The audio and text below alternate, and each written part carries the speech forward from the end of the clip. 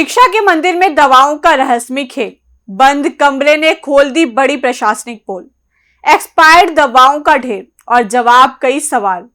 College प्रबंधन पर उठे गंभीर सवाल। चलिए बताते हैं आपको विस्तार से। नमस्कार, स्वागत है आपका यूपी की बात में। चंदौली से एक ऐसा मामला सामने आया है जिसने शिक्षा संस्थान की कार्यप्रणाली और प्रशासनिक व्यवस्था दोनों पर गंभीर सवाल खड़े कर दिए हैं।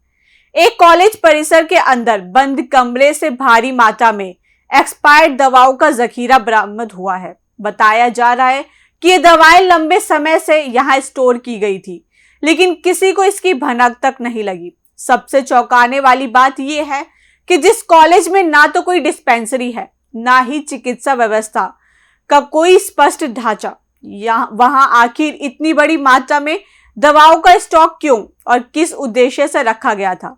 देखिए हमारी एक खास रिपोर्ट। चंदौली के इस कॉलेज में उस समय हड़कंप मच गया जब अचानक स्थानीय लोगों और संबंधित लोगों की मौजूदगी में एक बंद कमरे का ताला खुला गया। जैसे ही दरवाजा खुला, अंदर का दृश्य देखकर सभी लोग हैरान रह गए। कमरे के अंदर बड़ी मात्रा में दवाओं का ढेर लगा हुआ था। प्रारंभिक जानकारी के अनुसार इनमें से कई दवाएं एक्सपायर्ड पाई गई, जिन्हें लंबे समय से उपयोग में नहीं लाया गया था।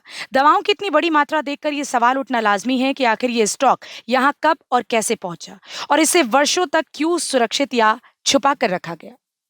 अशोक बबरी में अशोक इंटर कॉलेज में जो दवाएं प्राप्त हुई हैं, उसके संबंध में जानकारी प्राप्त हुई है कि वह राष्ट्रीय बाल स्वास्थ्य कार्यक्रम के अंतर्गत जो हमारी टीम जाती है वो वहाँ पे प्रधानाचार्य महोदय को उपलब्ध करा देती है, जो दवाएं उनके द्वारा खिलानी होती हैं।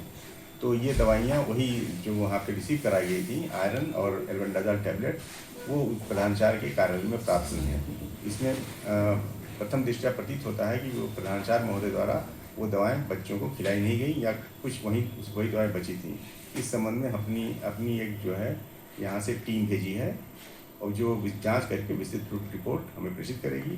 उसमें संबंधित जो भी पाया जाएगा उसके खिलाफ उचित कार्रवाई की जाएगी।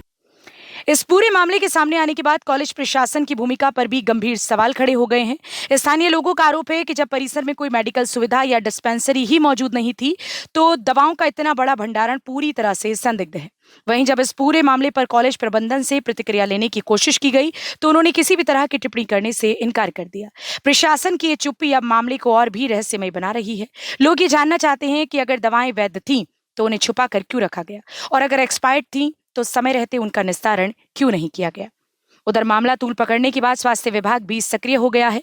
मुख्य चिकित्सा अधिकारी ने इस पूरे प्रकरण को गंभीरता से लेते हुए जांच के लिए एक टीम का गठन कर दिया है।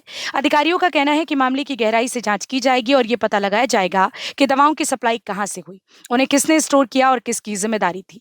जांच के बाद जो भी तथ्य सामने आएंगे उसके आधार पर कड़ी कार्रवाई की जाएगी। फिलहाल सोशल मीडिया पर वायरल वीडियो ने पूरे सिस्टम की कार्यप्रणाली पर सवाल खड़े कर दिए हैं और लोग जवाब मांग रहे हैं। अब पूरा मामला जांच के दायरे में है और सभी की नजरें सीएमओ की रिपोर्ट पर टिकी हुई है।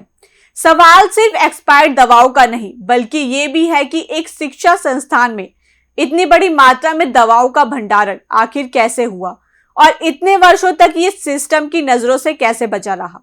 क्या जांच के बाद जिम्मेदारों पर सख्त कार्रवाई होगी या ये मामला भी केवल कागजों तक सीमित रह जाएगा?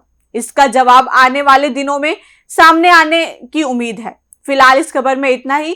बाकी की और अपडेट्स के लिए देखते रहिए यूपी की बात।